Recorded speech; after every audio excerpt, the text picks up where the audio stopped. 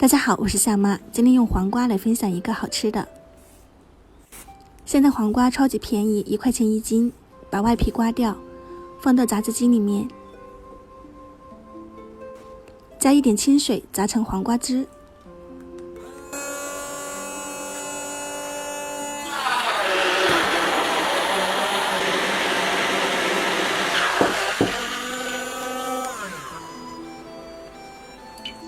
之后再过滤一遍，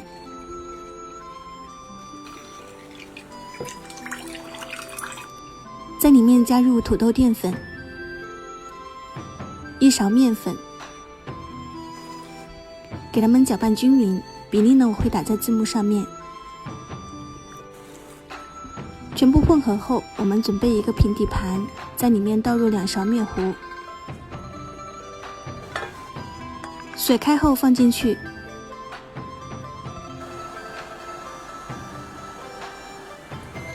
等到表面凝固，再放进水里面，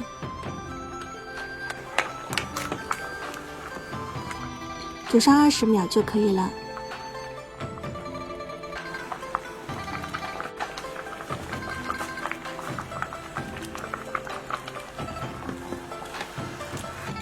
再捞出来过冷水，在水里面揭开特别容易。这样我们的一个粉皮就做好了，特别的爽滑。这个做的过程呢跟凉皮是一样的，只要我们给它切成小段。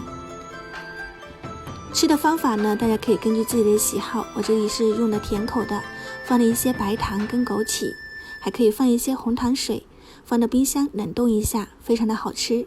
喜欢的大家可以试一下。感谢您的观看，我是夏妈，下期再见。